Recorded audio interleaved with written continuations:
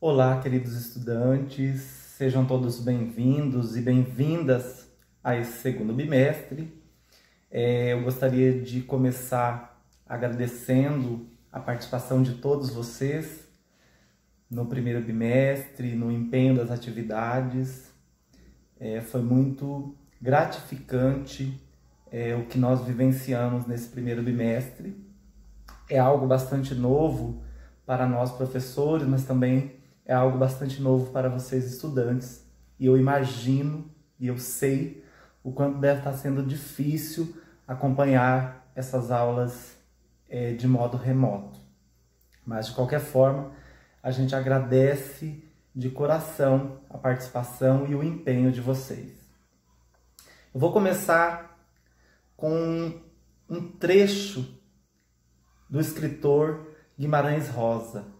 Guimarães Rosa é, sem dúvida nenhuma, um dos maiores escritores brasileiros de todos os tempos, né? E alguém que eu tenho bastante afinidade.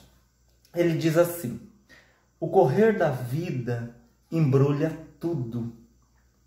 A vida é assim, esquenta e esfria, aperta e aí afrouxa, sossega e depois desinquieta.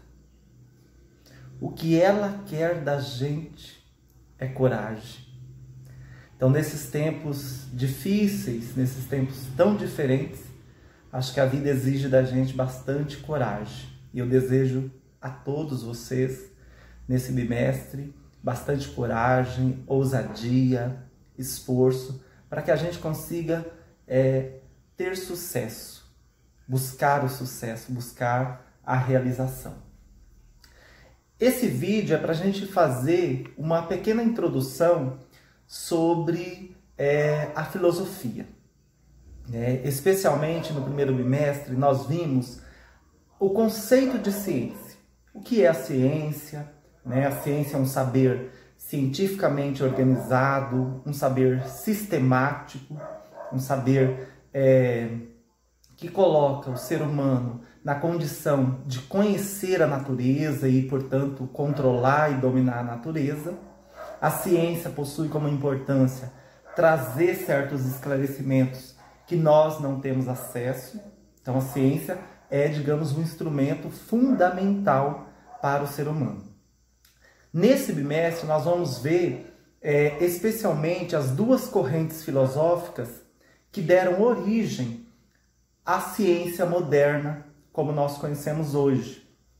Qual o contexto, então, que nós vamos olhar? Nós vamos olhar especialmente os filósofos do século XVII e os filósofos do século XVIII.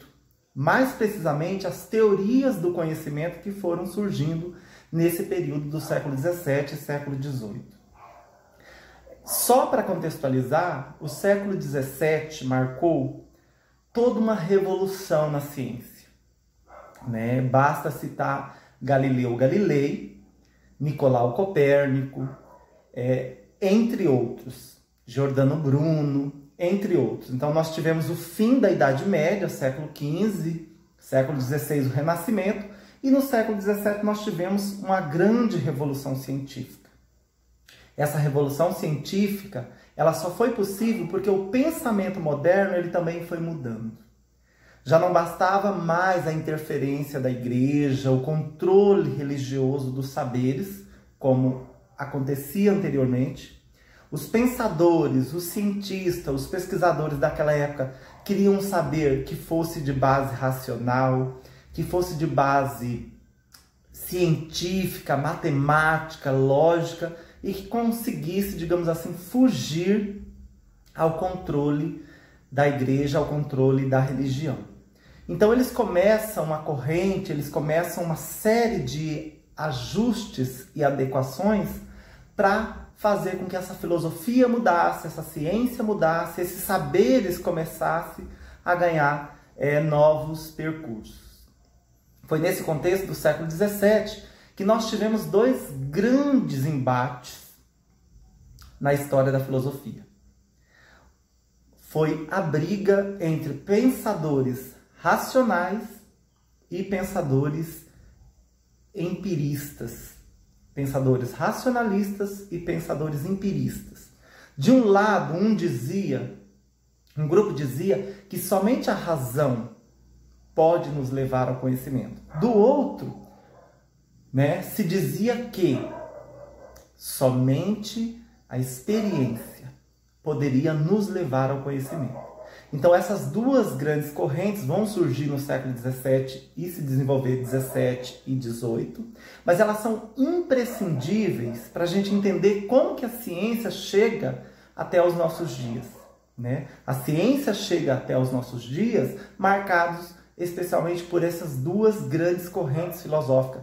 Ambas vão ser muito importantes para que essa ciência se desenvolva, para que ela se torne a ciência como nós conhecemos hoje. O primeiro grupo que nós vamos falar são os filósofos chamados racionalistas. Os filósofos racionalistas, eles eram diversos. Nós tivemos Sócrates, Platão, Aristóteles.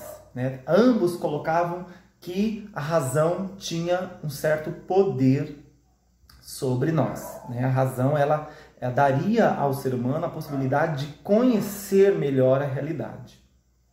Mas foi com René Descartes, no século XVI, XVII, ele nasce no século XVI e vai desenvolver a sua filosofia no século XVII, foi com René Descartes que a gente teve aí uma ampliação da importância do racionalismo para a história do pensamento.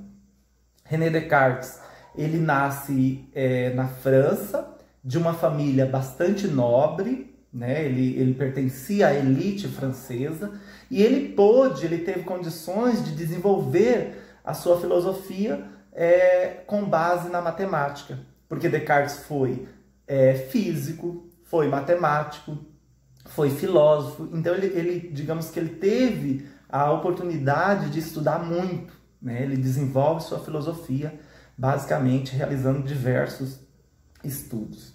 Um dos estudos mais importantes do Descartes, ele transforma em livro chamado Discurso do Método. É um livro pequeno. Nesse livro, ele lança as bases do racionalismo, ele lança ali a questão do método das ciências, o novo método que a ciência precisa adequar para que ela se desenvolva. E esse novo método ele vai estar especialmente baseado na matemática, no raciocínio lógico dedutivo, que nós vamos discutir também. Bom, René Descartes, então, dizia que somente a razão, somente o pensamento, somente a razão pode levar o ser humano ao conhecimento. Somente a razão é segura para se conhecer. Porque, segundo ele, os nossos sentidos, e aí nós vamos entender o que? O sentido é o tato, o olhar, o olfato, a audição. Então, somente esses sentidos nossos não garante conhecimento. Porque o sentido, segundo ele, nos engana. O sentido, segundo ele, pode produzir em nós uma confusão mental e não nos levar ao conhecimento. No entanto, a razão, sim, pode nos levar ao conhecimento. E em qual medida? A gente tem que analisar aquela famosa frase, talvez uma das frases mais famosas da história da filosofia, que é a frase penso, logo existo. Segundo ele, a dúvida deve ser a base de todo conhecimento. E não dá para nós não concordarmos com Descartes. Eu acho que a dúvida, eu acredito que a dúvida é o primeiro princípio de uma pessoa que quer conhecer. Porque se você aceita todos os conhecimentos, seja de um professor, seja de um livro, seja da internet, enfim, de qualquer outro recurso, como verdade e verdade absoluta, e não duvida dessa verdade, você não está produzindo conhecimento. Porque o conhecimento ele vai chegar até nós à medida que nós duvidamos, à medida que nós questionamos.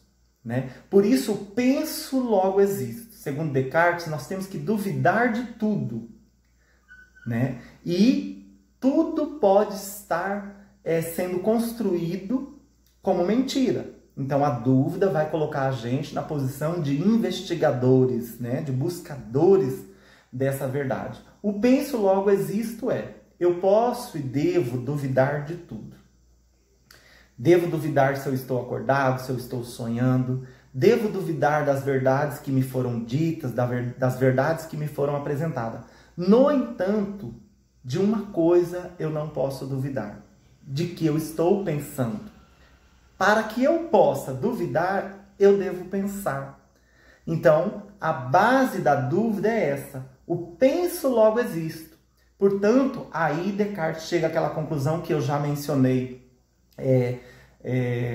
em falas anteriores, né, nas falas anteriores que eu fiz, de que de tudo eu devo duvidar, no entanto, eu não posso duvidar que eu estou pensando, para que eu gere a dúvida eu preciso pensar.